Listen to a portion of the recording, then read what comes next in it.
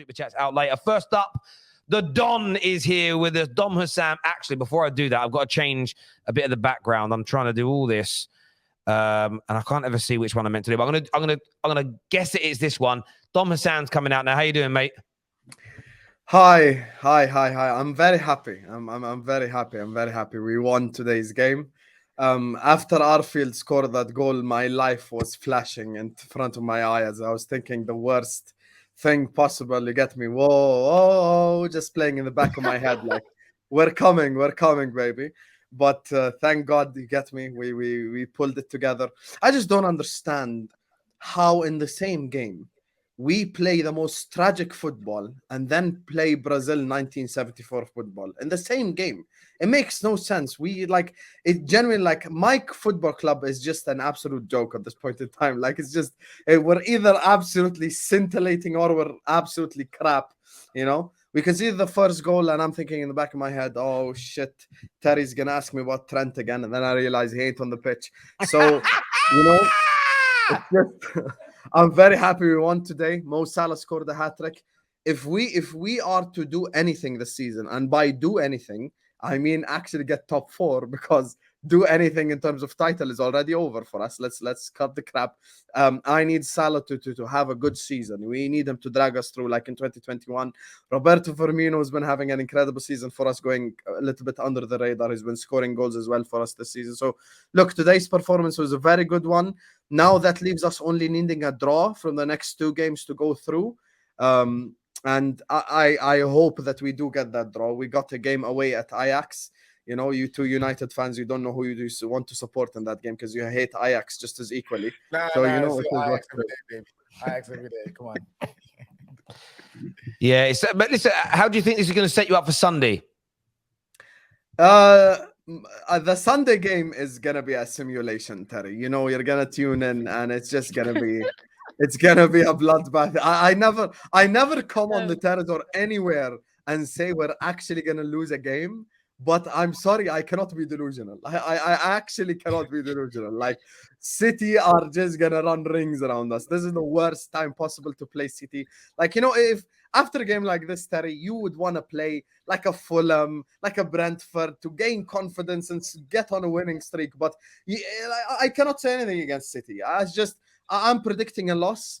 You know, for the first time in a while, probably since Napoli, I'm probably predicting a loss, and I do expect us to lose that game. But it is what it is. Our season starts West Ham. The City game, we can just forfeit, and I would happily take that forfeit. So, yeah, that's my. Literally, are you saying there's like no hope? What happened to like Klopp being this anti kind of cure to Man City and all the times that you've beat them, even though there's been times where they've been better than you and you've still beaten them like in the league twice and in the Champions League. So you're telling me there's like no hope at all? Like, yes, there is actually no hope at all. Like, I do not have a bone in my body that believes we're gonna get 3 points. So yeah, I'm giving up for Sunday. I'm giving up, but we'll be back. I hear you. We'll be back here. I hear ya. Listen, Dom, always good to get you on, bro, and we'll chat to you again soon. Take care, mate. Thank you, bro. All the best. Roms is a Liverpool fan. He's with us now. What are you saying, mate? Yeah, I hope everyone in the studio as well. But first things first, I'm happy. I'll start off on the positive because we won, and that's something we don't normally do nowadays, so you can't take it for granted. And I just want to obviously I'm going to praise Bobby and Salah, meaning I'm the main two. Salah scoring a hat-trick within 6 minutes. I believe it's the quickest in Champions League history. And Bobby, I think he's leveled Gerrard with UCL assists now, or he's gone ahead of Gerrard. But there's 3 players I want to give praise to for different reasons. Elliott and Carvalho, they matured throughout this game. First half, they succumbed to Rangers' daunting atmosphere. And I do feel the injury to Goldson did help.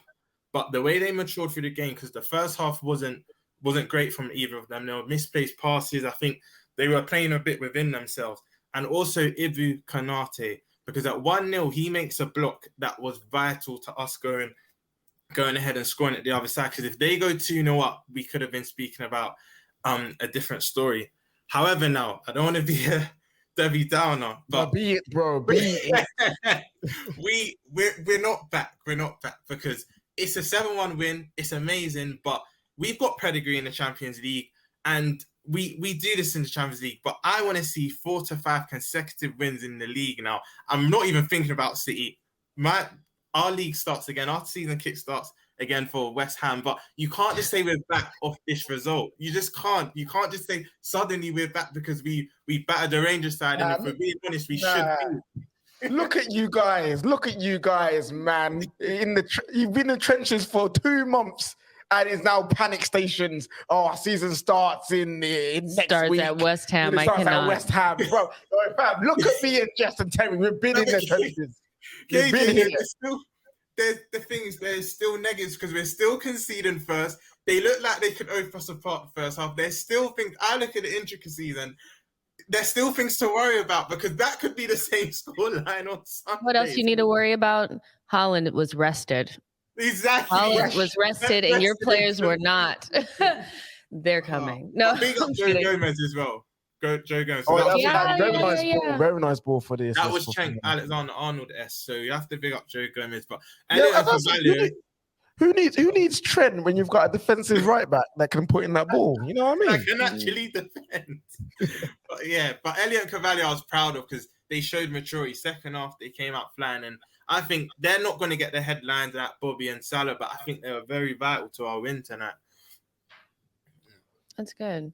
Yeah, 2 really good young players that are learning on the job. Yeah, you know, and it's weird because Liverpool are the type of team you guys don't really have anybody in between. You have some really experienced players, and then you have 2 really young players that are just like we're just here. So yeah, you kind of just have to wait for them to kind of cook and get ready, right? Rams. The question is though, it's not about West Ham because you do have Man City next.